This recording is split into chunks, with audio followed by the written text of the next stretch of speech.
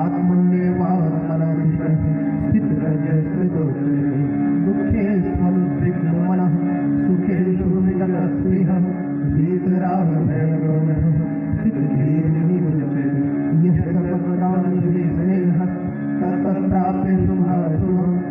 अखिलं जटिलं दृष्टि तस्य प्रजा प्रतिष्ठा यदा संहरते चायं पूर्वोगायैव सर्वशः इन्द्रियाणेभ्यः तस्य प्रजा प्रतिष्ठा विषया विवर्तन्ते निराहारस्य देहिनः रसवर्जं रसवर्जयते परमनिष्ठानि वर्जते यततो यपि कौन्तेय पुरुषस्य उपस्थितः इन्द्रियाणि प्रमाथेन हरन्ति प्रसवमनः तानि सर्वाणि संयम्य युक्त आसीत् मत्परः वशे यस्येन्द्रियाणि तस्य प्रज्ञा प्रतिष्ठा ध्यायतो विषयान् पुंसः संगस्तेषुपजायते संगात् संजायते कामः कामात् क्रोधोऽभिजायते क्रोधात् भवति सम्मोहः सम्मोहात् स्मृतिविभ्रमः स्मृतिभ्रंशात् बुद्धिनाशः बुद्धिनाशात् प्रवृत्तिः रागद्वेषवियुक्तैस्तु विषयानिन्द्रियैश्चरन् आत्मवशे विनयात्मः प्रसादं निगच्छति प्रसादेन सर्वदुःखानां हानिरशोपजायते प्रसन्नचेतसो यासु बुद्धिः पर्यवतिष्ठति नास्ति बुद्धिर्योगस्य न चायुक्तस्य भावना न चाभावयशामि प्रशान्तस्य कुतः सुखम् इन्द्रियाणां हि अर्थतां यन्मनो विधीयते तदस्य हरिति प्रजा वायुर्नाभिभावति तस्मादस्य महाबाहो निगृहीतानि सर्वशः इन्द्रियाणेन्द्रियार्थेभ्यः तस्य प्रज्ञा प्रतिष्ठा या निशा सर्वभूतानां तस्यां जागर्ति संयमी यस्यां जागृति भूतानि सा निशा पश्यतो मे आपूर्यमाणं जलं वरिष्ठं समुद्रमापः प्रविशन्ति यद्वत् तद्वत् कामायं प्रविशन्ति सर्वे स शान्तिमाप्नोति न कान्तान् विहाय कामान्यः सर्वान् माञ्चरन्ति निःस्पृहः निर्ममो निरहङ्कारः स शान्तिमधिगच्छति एषा ब्रह्मविद्या पार्थ नैनां प्राप्य गम्यते स्थित्वा शान्तकायेऽपि ब्रह्मार्पणं सर्वहितकारी प्रार्थना। मेरे नाथ आप अपनी सुधामयी सर्वसमर्थ पतित पावनी अहेतु की कृपा से दुखी प्राणियों के हृदय में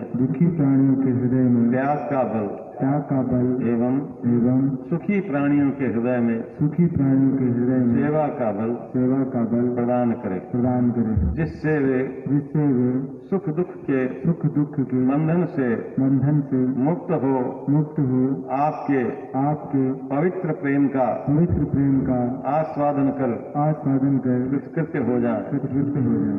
जैन मंत्र नमो हरिहंताणं नमो सिद्धाणं नमो आलियाणं नमो वज्रायणं नमो लोहे संसारं बौद्ध मंत्र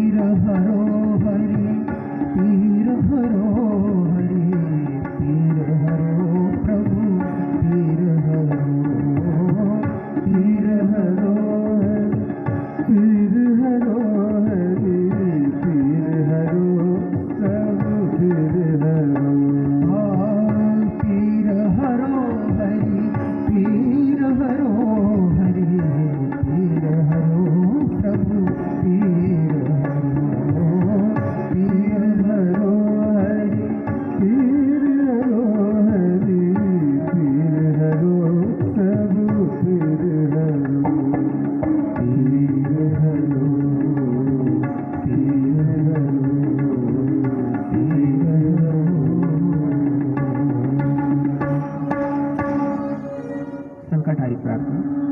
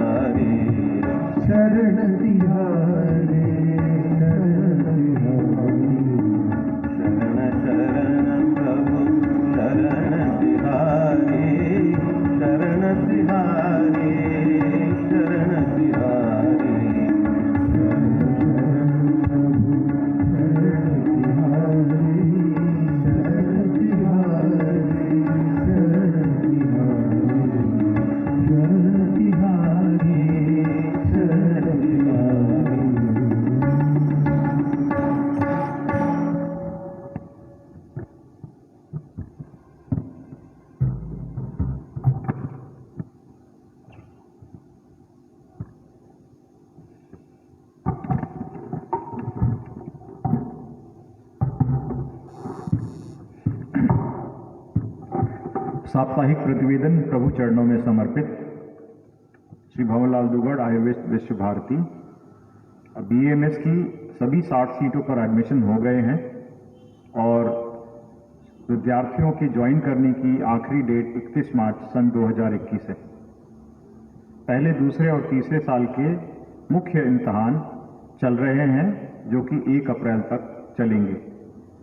नशा मुक्ति केंद्र में आज के दिन रोगियों की संख्या है 2। ISC deemed to be university शिक्षा संकाय के सभागार में मानव तीर्थ में आयोजित यूथ कैंप से प्राप्त समझ और अनुभव का आभासी माध्यम से 20 मार्च को सीधा प्रसारण किया गया और इसमें IISc मानिक विश्वविद्यालय और गांधी विद्या मंदिर की सभी प्रवृत्तियों के कार्मिकों और विद्यार्थियों ने हिस्सा लिया। MA सेमेस्टर 1 के टर्म टेस्ट 22 मार्च से प्रारंभ हुए। भूगोल विभाग में 22 मार्च को जल संरक्षण दिवस पर एक निबंध प्रतियोगिता का आयोजन किया गया। कृषि विज्ञान केंद्र 20-21 मार्च को कृषि आदान विक्रेताओं हेतु किए जा रहे डिप्लोमा कोर्स के 2 प्रशिक्षण आयोजित किए गए। इसमें 76 प्रतिभागियों ने हिस्सा लिया। 22 मार्च को केंद्र पर विश्व जल दिवस के उपलक्ष्य में एक गोष्ठी आयोजित की गई जिसमें जिले के 57 कृषकों व कृषक महिलाओं ने हिस्सा लिया। इन्हें घरेलू एवं कृषि क्षेत्र के उपयोगी जल के समुचित व किफायती उपयोग की जानकारी इस प्रशिक्षण में दी गई। फार्म पर गेहूं और जौ की फसल की कटाई का कार्य सुचारू रूप से चल रहा है। GVM के स्कूल सभी स्कूलों में कक्षा 6 से 12 तक कक्षाएं कोरोना नियमों का पालन करते हुए चल रही हैं। दुगड़ विद्यालय में कक्षा 9 और 11 के तृतीय परख और कक्षा 12 की प्रथम प्री बोर्ड परीक्षा आरंभ हुई। BPS में LKG से कक्षा 5 तक फाइनल ऑनलाइन एग्जाम इम्तहान कंडक्ट कराए गए और कक्षा 8, 10 और 12 की प्री बोर्ड परीक्षा हो रही है। वर्मी कंपोस्ट का उत्पादन जारी है और कीड़ा जड़ी प्रोजेक्ट पर काम चल रहा है। कुंभ मेले की तैयारी 1 से 30 अप्रैल तक चलने वाले महाकुंभ में हरिद्वार में महाकुंभ मेले में संस्था की मेडिकल टीम और काढ़ा वितरण टीम तैयारी कर रही है। सचिव गांधी विद्या मंदिर के अंतर्गत 3 व्यक्तियों ने हरिद्वार जाकर मेला अधिकारी से मुलाकात की और टीम के कार्यस्थल और रहने की व्यवस्था की समीक्षा की। नमस्कार।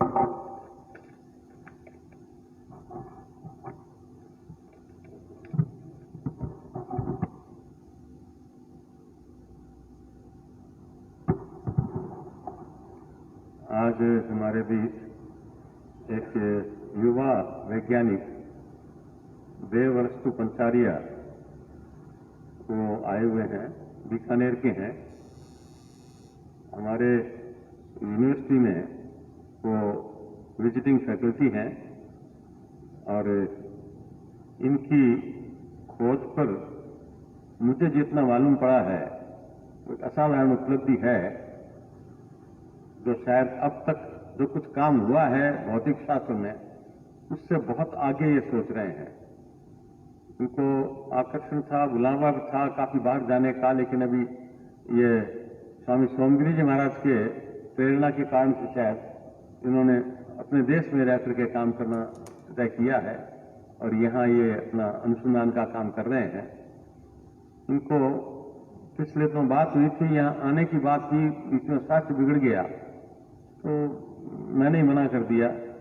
फिर कल बात हुई तो मैंने कहा मंगलवार को आ जाओ, हमारे प्रार्थना में थोड़ा सा टाइम मिल 20-25 मिनट मिलेगा, वहाँ बात करो और फिर उसके बाद हमारे स्टाफ से बात कर लेना।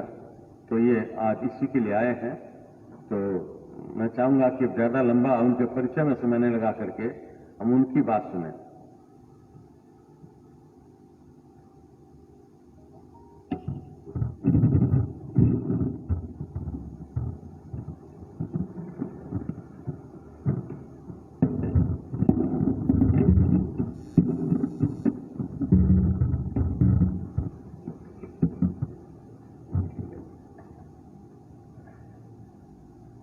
सबसे पहले तो मैं शुक्रगुजार हूँ GVM ISC डीम्ड यूनिवर्सिटी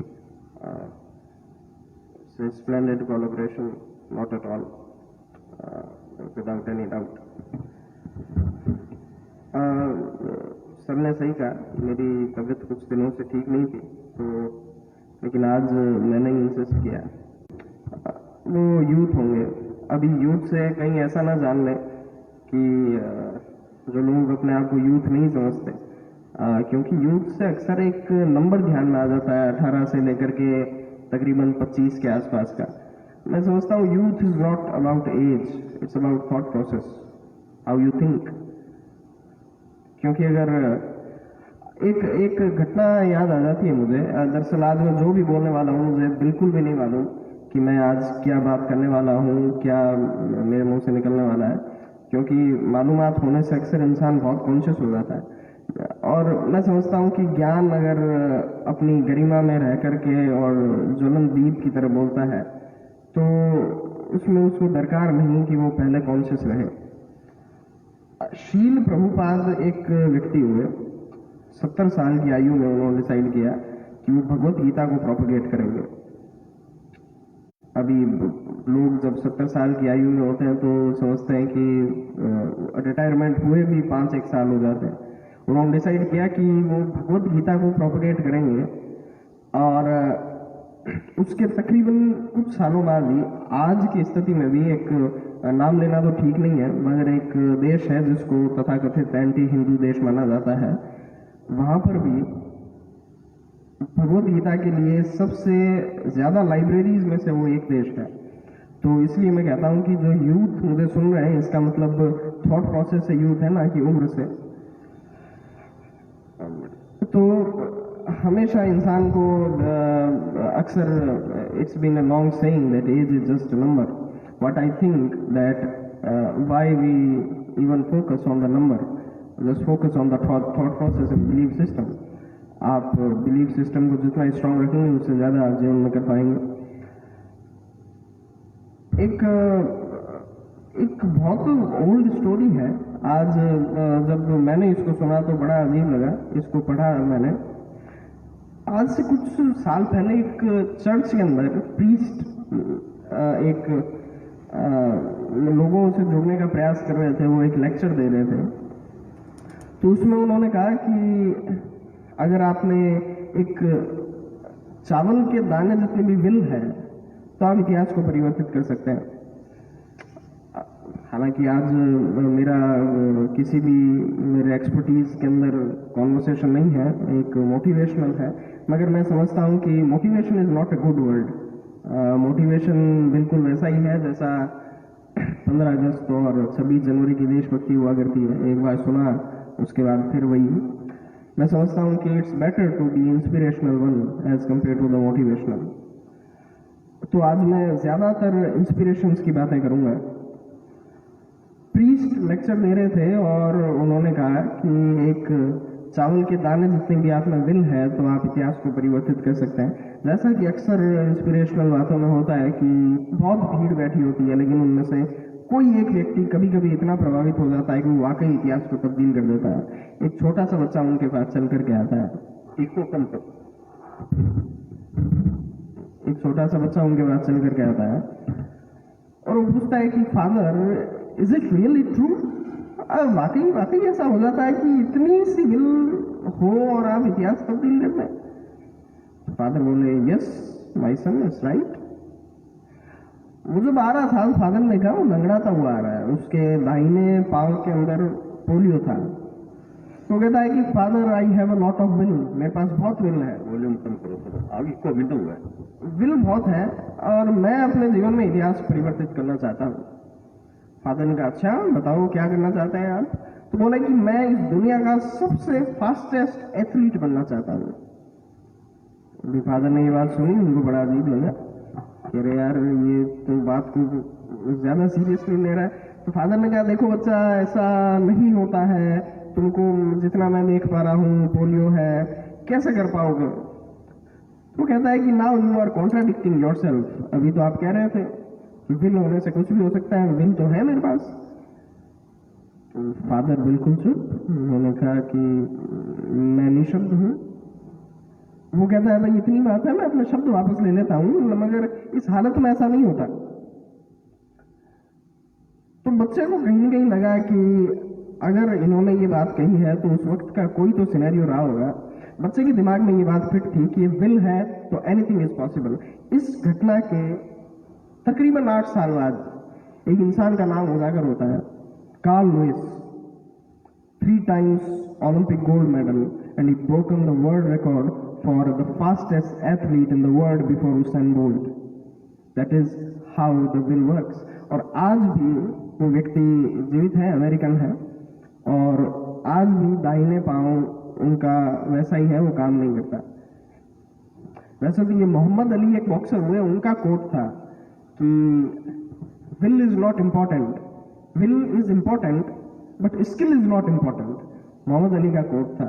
एक बार किसी ने उनको पूछ लिया कि भाई साहब ऐसे कैसे, you are the master of skill, आपके पास तो स्किल ही स्किल है, आपके पास है तब आप मजाक उड़ा रहे हो इसका, आप कह रहे हो स्किल जरूरी नहीं है। ये क्या बात हुई? तो उन्होंने कहा नहीं नहीं ऐसा नहीं है, स्किल वास्तव में जरूरी नहीं है, विल जरूरी है। तो वो आदमी फिर बोला कि ना जी, ऊपर वाले ने आपको बहुत स्किल बख्शी है, आपको अब जब आपके पास कोई विधा है तो आप उसका मजाक बना रहे हैं। तो मोहम्मद अली ने कहा देखिए बात ऐसी है, जब मैं रिंग में होता हूँ तो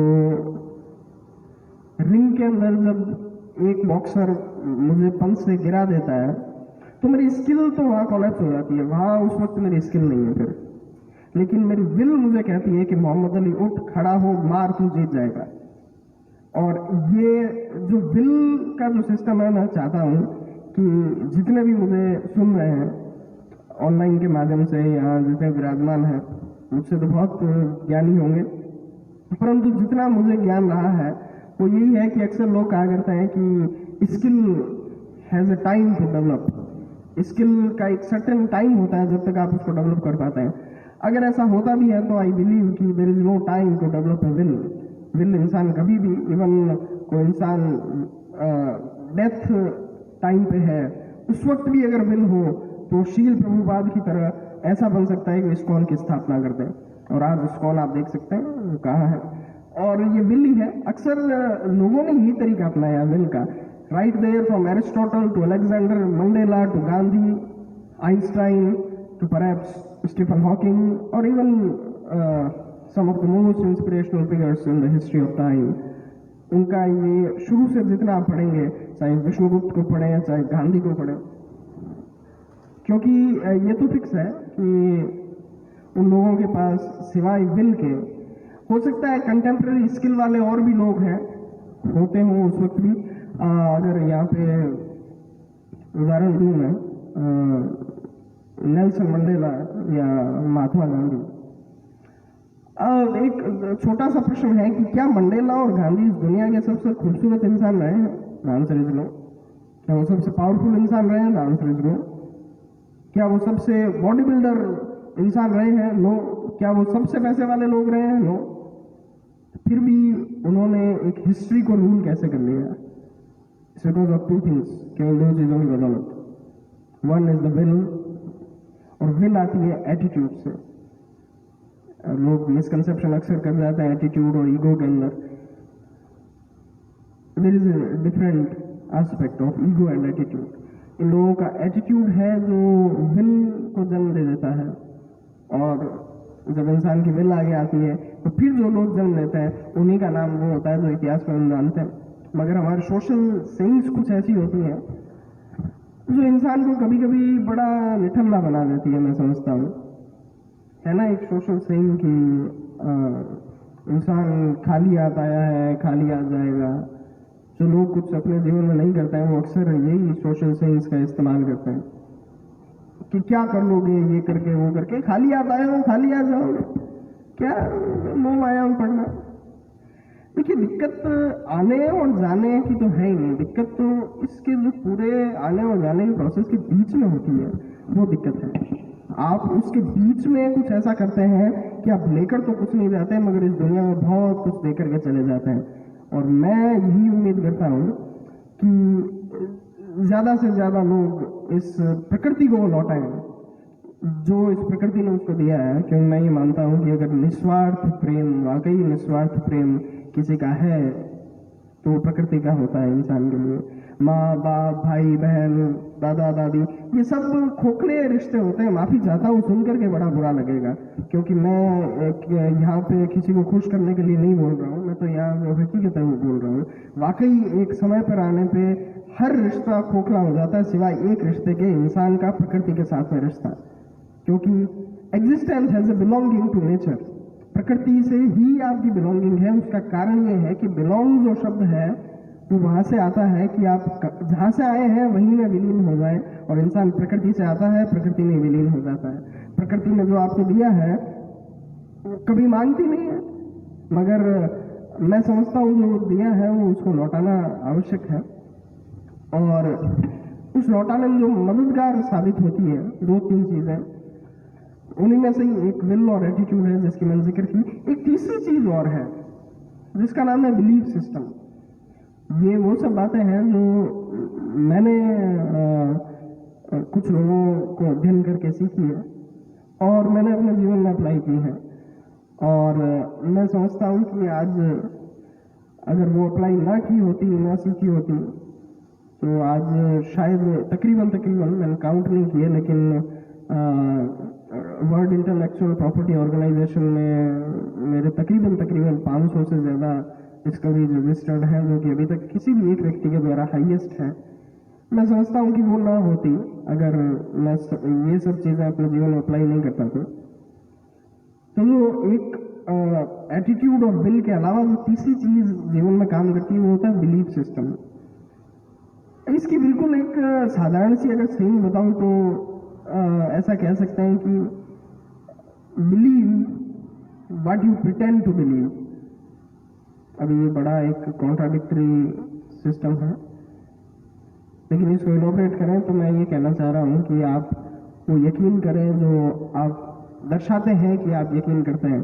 जैसे एक एग्जांपल दूं तो बहुत साधारण सा अगर उदाहरण दूं तो मेरे ख्याल से जितने मुझे सुन रहे हैं वो सारे तकरीबन भगवान में यकीन करते होंगे, है ना। ये बड़ा ये प्रश्न एक ऐसा है जो मुझसे अक्सर किया जाता है, do you believe in God, due to my expertise in sciences. People use to believe in God, right. और उसमें भी लोगों के बड़े कुछ मोस्टली लोग रिलीजियस होंगे, तो माफी चाहता हूँ किसी सेंटिमेंट्स में हर्ट नहीं करना चाहता। कृष्ण, राम, शिव आदि आदि आदि अलग अलग रिलीजन्स, अलग अलग भगवान। लोग कहते तो हैं कि बिलीव करते हैं उसमें। अगर मैं आप लोगों को आज कहता हूं कि अभी कुछ दिन पहले शिवरात्रि थी, तो मैं शिव जी से मिला, उन्होंने मेरे हालचाल पूछे, तो मैंने भी कहा अच्छे हैं, आप बताइए कैसे हैं, कैलाश पर्वत में सब ठीक ठाक? बोले हाँ ठीक ठाक। आप मान लेंगे ये बात? कट टू मैं आपको दूसरी बात कहता हूं कि अभी पिछले दिनों मैं दिल्ली था और वहां पे मेरी वेंकैया नायडू जी उपराष्ट्रपति जी से मुलाकात हुई, तो हमने साइंस और स्पिरिचुअलिज्म के बारे में बातचीत की। ये आप मान लेंगे? ये शायद आप मान लेंगे। क्यों? क्योंकि आप जानते हैं कि वेंकैया नायडू एग्जिस्ट। और भगवान के मामले में आप इसलिए ये मेरी बात नहीं मानेंगे क्यों? कहीं ना कहीं मन में आपको भी पता है कि यार होता तो है नहीं, ये झूठ बोल रहा है। अगर हो रहा होता हम ही देख लेते, लेकिन still you pretend to believe it. आप ऐसा दर्शाते हैं कि आप यकीन करते हैं, लेकिन कोई इंसान आपको आकर के कहे कि मैंने भगवान को देखा, वो मुझे ऐसा कह रहे थे, ऐसा कह रहे थे, आप मान लेंगे? आप 100% नहीं मानेंगे, आप कहेंगे ये पागल इंसान है। मतलब आपका बिलीफ सिस्टम स्ट्रांग नहीं है। जब तक बिलीफ सिस्टम स्ट्रांग नहीं होगा, जिन लोगों ने इतिहास को एक नया मोड़ दे दिया है, जिन लोगों के आने से इतिहास परिवर्तित हो गया है, उनमें 3 बातें थी, 2 मैं बता चुका हूं, एक मैं बता रहा हूं कि belief system needed to be strong in any way regardless to anyone else believe it or not. क्योंकि इंटरनली अगर किसी के साथ भी, मैं केवल इंसानों की बात नहीं कर रहा, कुछ जानवर भी है उसके साथ भी कुछ जुड़ा हुआ है, तो वो केवल एक बिलीफ सिस्टम है, उसका अपना बिलीफ सिस्टम है। एक उदाहरण के तौर पे समझ लें कि शेर है, शेर, lion. Lion is not the fastest animal, right? Lion is not the smartest animal, lion is not the strongest animal. It's not fastest as cheetah. It's not clever as fox. It's not clever. It's not the strongest as compared to elephant. But still, lion is the king of jungle. Why? कारण क्या है? Because lion believe in its belief system.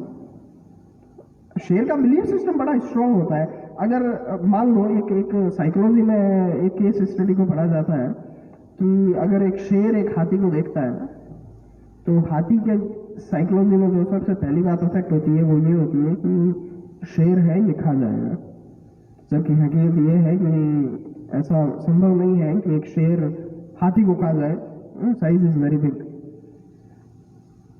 Cut to शेर के दिमाग में सबसे पहली जो साइकोलॉजी आता है वो हाथी को देखते भी यही सोचता है कि मेरा शिकार आ गया, अब मैं खाऊंगा इसको, जबकि वो भी जानता है, वो फैक्ट है, एक दूसरे को अगर हो तो हाथी तो बड़ा आराम से हरा देगा, लेकिन फिर भी इन दोनों की साइकोलॉजी ऐसे काम करती है। उसका कारण ये है कि शेर अपने बिलीफ सिस्टम के लिए बड़ा स्ट्रांग है, उसकी नेचर ने डिजाइन वैसी की है। तो ये मैं ये मानता हूं कि ह्यूमंस की जो नेचर ने डिजाइन की है वो एक स्ट्रांग बिलीफ सिस्टम के लिए की है, जो हमारा है नहीं और मोस्टली लोगों का नहीं होता। मैंने आपको भगवान का उदाहरण दिया तो मैंने बताया किस तरह हम भगवान में मानते तो हैं, मगर मानना, जानना और पहचानना ये तीनों अलग अलग चीजें हैं। इन तीनों चीजों के बीच में बड़ी एक पतली सी लकीर है, और वो पतली सी लकीर एक कॉन्सेप्ट है। मैं वापिस जाता हूँ, शायद ये थोड़ा टेक्निकल हो जाएगा। There is a concept in theoretical physics of parallel universe which suggest कि हम जिस ब्रह्मांड में रहते हैं उसके अलग भी कुछ ब्रह्मांड हैं। इसके टेक्निकल मैं चीज़ों में नहीं जाऊंगा, लेकिन उन दोनों ब्रह्मांड के बीच में एक बहुत ही पतला सा वाइब्रेशनल स्ट्रिंग फिलामेंट होती है जो उनको सेपरेट करती है। इन द स्ट्रिंग थ्योरी हम इसको स्टडी करते हैं, टेक्निकल नहीं जाऊंगा। तो एक पतली सी लकीर जो दो ब्रह्मांड के बीच में डिस्टिंक्शन कर सकती है, तो एक पतली सी लकीर तीन कॉन्सेप्ट के बीच में बहुत डिस्टिंक्शन कर सकती है। तो ये तीन बातें जो विशेष तौर पर मुझे लगती हैं, जो मैंने जिनके बारे में व्यक्तिगत रूप से ये चीज़ें जो काम करती हैं, वो है विल, एटीट्यूड और बिलीफ सिस्टम। इन तीनों के दम पे जो लोग आगे आकर के नाम हुआ वो हुए जिनको, जैसे मैंने उदाहरण दिया, from Aristotle to Alexander, from Mandela to Gandhi, from Einstein to Hawking, everyone worked on these three things only. और मैं जैसा आप समझता हूँ, तो देखिए एक बात माने या चाहे ना माने, पिछले तकरीबन कुछ डेकेड से हम बहुत कन्वेंशनल हो गए हैं, चीज़ें बहुत कन्वेंशनल हो गई हैं। आप सब लोग ज़रूर, जाहिर सी बात है, मोस्ट ऑफ द लोग एजुकेशन से ही जुड़े हुए हैं किसी न किसी पर्पज से। एजुकेशन को हमने इतना कन्वेंशनल कर दिया कि एक people educate others and people educate themselves only to get a job for 9 to 5। इंसान का आज सबसे बड़ा सपना एक नौकर बनने का हो गया है। ये चीज़ें बड़ी आहत करती हैं। इन सब के बारे में मैं कभी डिटेल में बात करूंगा, मगर एक कोट याद आता है मुझे एल्बर्ट आइंस्टाइन का। उन्होंने कहा था कि education is not the learning of facts, it's the training of mind to think. And the biggest mistake we are doing that we are not thinking at all. हम सोच नहीं रहे। उसका कारण यह है कि हमने सोच को अलग अलग ग्राउंड्स पे बहुत बांध रखा है। I think thinking should only be at the level of spiritualism. And spiritualism, एक बार मुझे याद है, आज से पिछले महीने की बात है, I was doing an interview जिसमें मुझसे उन्होंने पूछा कि आप रिलीजियस कितने हैं। तो मैंने जवाब दिया कि देखिए, मैंने कभी सोचा ही नहीं कि मैं कितना रिलीजियस हूँ, लेकिन हाँ, मैं स्पिरिचुअल जरूर हूँ। और उसका कारण ये है कि एक म्यूजिशियन, एक पेंटर, एक साइंटिस्ट, एक फिलोसोफर, इन सब के रिलीजन्स अलग अलग हो सकते हैं, इनकी स्पिरिचुअलिटी हमेशा एक होती है। तो up to the time you don't impose the spirituality on your thinking, it will be so conventional. It will be so conventional such that you can't even do what you are meant to be doing by the nature of reality. Sir, अभी मैंने सुना काफ़ी अच्छा, music एक बहुत गजब की language है जितना मुझे पता है। और इस लैंग्वेज को जैसा अभी थोड़ी देर पहले एक बातचीत हो रही थी, उसमें पता लगा कि एक वेस्टर्न के जो लोग हैं वो अपने म्यूजिक को बड़ा पसंद करते हैं। इसका मतलब ये नहीं है उन्हें म्यूजिक की बारीकियां बताया, लेकिन भाषा कभी कभी ना भी मालूम हो तो सुनने में अच्छी लगती है। Music is such kind of language. शायद आप में से कुछ लोगों ने, 2-3 नाम मैं लेता हूँ, जगजीत सिंह साहब, नुसरत अली खान साहब, ऐसे लोगों को सुना होगा। इंसान अक्सर चीजें सब मालूम होती हैं, उसको सोचने का प्रयास नहीं करता। नुसरत अली खान साहब, जगजीत सिंह साहब, गुलाम अली खान साहब, अभी जिंदा है मेहंदी हसन साहब, मैंने ऐसे लोगों को बड़ा सुना है और पता लगता है कि इनकी आर्ट में एक परफेक्शन जरूर था। मैं एक तकरीबन अपनी टॉक का एक बहुत क्रूशियल पार्ट लेने जा रहा हूँ, जिसमें I am going to talk about perfection. एक सोशल सेइंग और है, पता नहीं क्यों किसने कौन ऐसी बना देता है, मुझे नहीं मालूम, कि नो बडी इज परफेक्ट। ये बात मैंने बहुत सुनी है, नो बडी इज परफेक्ट। अब मेरे ख्याल से वन कैन बी परफेक्ट, हालांकि ऐसे लोग गॉड गिफ्टेड होते हैं, देयर इज नो क्वेश्चन और द फैक्ट। लेकिन जब तक इंसान के दिमाग में ये सोशल सेइंग बनी रहेगी कि nobody is perfect, nobody is perfect, nobody is perfect, तो अब परफेक्शन के लिए इंसान ट्राई भी नहीं करता। जब मैं ऐसे लोगों को सुनता हूँ तो मुझे लगता है कि वाकई कोई इंसान ऐसा गाता होगा। एक सौभाग्य मुझे प्राप्त हुआ था, एक मुस्लिम गायिका है पिनाज मसानी, उनको मैंने सुना था और जब वाकई मैंने उनको सुना तो मुझे लगा कि पीपल आर परफेक्ट, लोग होते तो हैं और जो होते हैं उनके दिमाग में ये बैरियर कभी नहीं रहता कि nobody is perfect. Look at the skills, but before that what I previously said, look at the will of them, how they are propagate their art. At the end of the day we all are form of artist, हम सभी कलाकार हैं, अलग अलग क्षेत्रों के कलाकार हो सकते हैं। Education, what I think personally, is also an art to both to take and propagate. शिक्षा खुद एक कला है, मुझे ऐसा लगता है कि वो कला बड़ी खूबसूरत सी चीज होती है ना। कला ही है जिसने बनाने वाले को पिकासो बना दिया, कला ही है जिसने जिताने वाले को जीत का पर्याय बना दिया सिकंदर, कला ही है जिसने एक इंसान को, एजुकेशन की जहां तक बात आती है तो चाणक्य, विष्णुगुप्त चाणक्य, ये कला ही है उनकी, जिसने इतिहास में उनका नाम एक पन्ने पे लिख दिया, जो पन्ना कभी मिटाया नहीं जा सकता, जो पन्ना कभी हटाया नहीं जा सकता। जिस हिसाब से हमारे कल्चर में हिस्ट्री को जो दिया है, मैं समझता हूँ कि उसमें आने वाले अब समय में जीवीएम जैसी इंस्टीट्यूशंस और यहाँ पे पढ़ने वाले जो लोग हैं और यहाँ पर जो गाइड करने वाले लोग हैं, मुझे लगता है कि हम अपने एक जो कल्चरल पॉइंट ऑफ व्यू को लेकर चल रहे हैं, वो कहीं ना कहीं उन तीनों बातों में बदलाव ला पाएगा जो मैंने शुरू में की थी, will, attitude and belief system, because we have that very inside us. और मेरे विशेष रूप से इस इंस्टीट्यूशन से जुड़ने का एक बहुत बड़ा महत्व ये भी रहा कि it is very very cultured. और मैं समझता हूँ कि कल्चर एक ट्रेडिशन नहीं है। अक्सर लोग पहनावे को कल्चर सोच लेते हैं, अक्सर लोग मानसिकता को कल्चर सोच लेते हैं, अक्सर लोग सोशलिज्म को कल्चर सोच लेते हैं। Culture is very beyond to everything. ये बहुत निचली चीजें हैं। मैं समझता हूँ कि कल्चर एक ऐसा थॉट प्रोसेस है जो आपको एक सही इंसान बनाने में ज्यादा मदद करता है। और मैं समझता हूँ कि even Albert Einstein, perhaps the greatest minds of all times, he said कि be a man of value, not to be a man of success. आप एक वैल्यू के इंसान बने। और मैं समझता हूँ कि उस वैल्यू को नर्चर करने में जिस तरीके से अलग अलग जो एंगल काम आते हैं, उसमें से एक एंगल जो है वो कल्चर का है। आजकल मैं अक्सर देखता हूँ कल्चर बड़ा इधर उधर हो गया है, पता नहीं ऐसा क्यों। ये मुझे लगता है या वाकई ऐसा है, मैं नहीं जानता। जो यूथ जो सुन रही है वो ज़्यादा इसको बेहतर रिलेट कर पाएगी।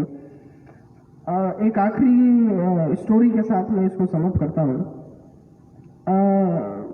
महाभारत में एक किस्सा है, ये मैं एक आखिरी पड़ाव पे हूँ कि ग्रेटिट्यूड इज वेरी मस्ट, है ना। जो अक्सर अक्सर नहीं हुआ करता है। Gratitude is something that one should have very effectively.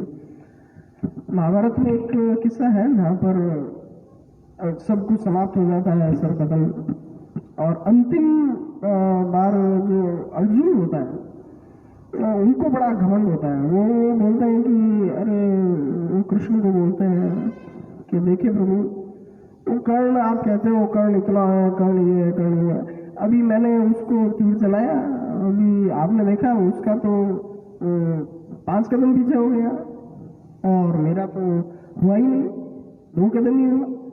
तो आप सोचिए कि मैं तो कौन सा ही धनुर्धर हूँ। तो पूरी उस वृतांत के दौरान वो ये बात बार बार बोलते हैं और श्री कृष्ण इस बात को सुनते रहते हैं।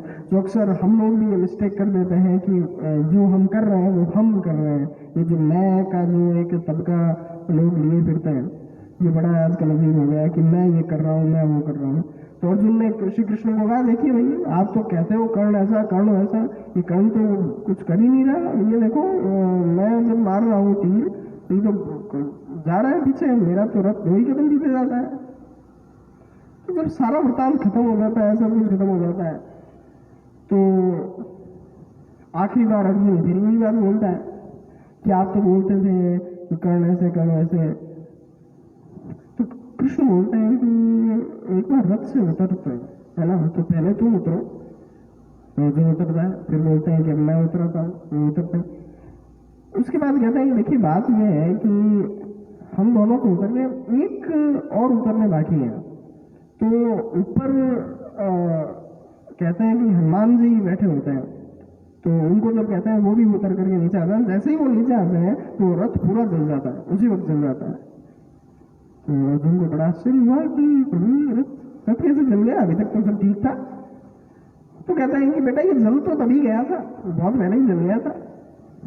अभी तुम बड़ा कह रहे थे कर्ण तो उसका 3 कदम जाता है, 2 कदम तुम्हारा जाता है। तो मैं तुम्हारे रथ पे सवार हूं और महाबली हनुमान तुम्हारे रथ पे सवार है, फिर भी तुम्हारा रथ 2 कदम पीछे जा रहा है।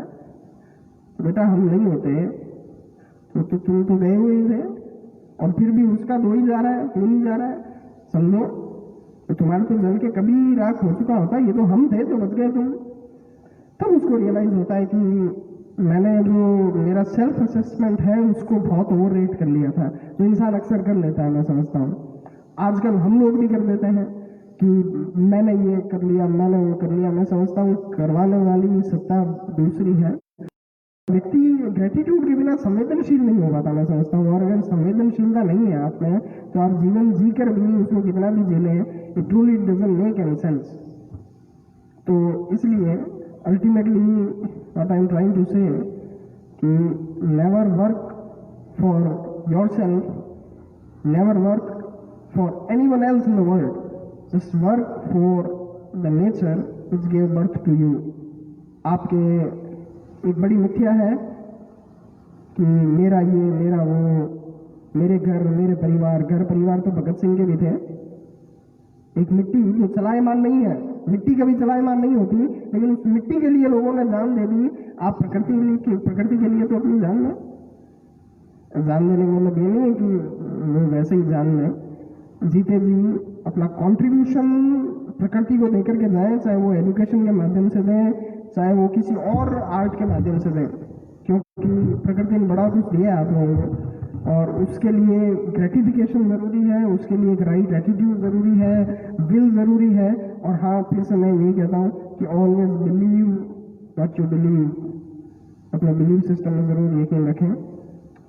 And I am very sure that under the guidance of such an splendid institute like IASC, you will definitely create something which is so bold, so bizarre, and so very well nurtured, such that one can turn over the history of time. Thanks a lot for all the time. मैं सोचता हूँ कि अक्सर speech में मैं कभी सुनता था तो बोर हो जाया करता था. मैं कोशिश की है मैंने कि मैं बहुत ज़्यादा बोर नहीं किया हूँ, लेकिन हाँ ये कुछ वो बातें हैं जो बिल्कुल दिल से निकली हैं. मैं बिल्कुल नहीं जानता था मैं क्या बोलने वाला हूँ, मैंने क्या बोला, कैसे बोला, क्योंकि कई चीज़ें जब होती है तो मैं समझता हूँ कि आप लोग ज़्यादा सोच करके कोई काम नहीं करना चाहिए. तो live your life not for any one, not for parents, not for relatives, not for anyone else in the world. Just think positive and also think the negative side of the positive one, and one will definitely create the history. क्योंकि जीवन का एक ही पर्याय है, एक ही motive है कि आप जिस युग में आए हैं उस युग के युग पुरुष बनकर के जाएं. मृत्यु व्यक्ति का जीवन जन्म मायने नहीं रखता, उसकी मृत्यु मायने रखती है. जन्म ऐतिहासिक कभी नहीं होता है. जब जन्मता है तो बच्चे को नहीं जाना जाता, मरता है तो लोग उसको भगत सिंह, गांधी, मंडेला, आइंस्टाइन के नाम से जानते हैं. मैं समझता हूँ आप लोगों को वैसे ही जाने प्रयासरत रहें. बहुत बहुत शुक्रिया. I been extremely thankful. Thank you.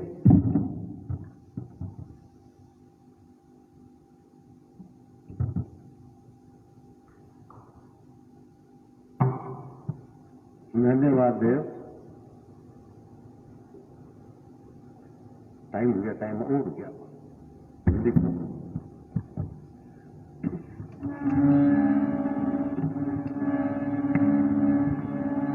Ram Raghupati Raghav राजा राम पतित पावन सीताराम.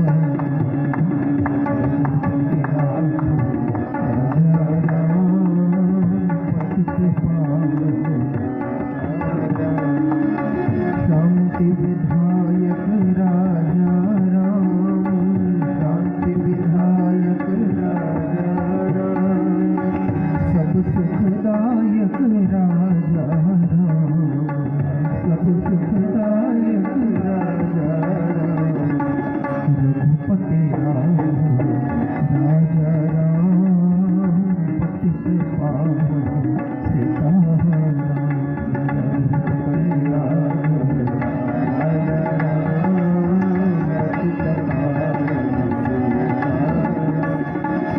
ईश्वर अल्लाह तेरे नाम, ईश्वर अल्लाह तेरे नाम,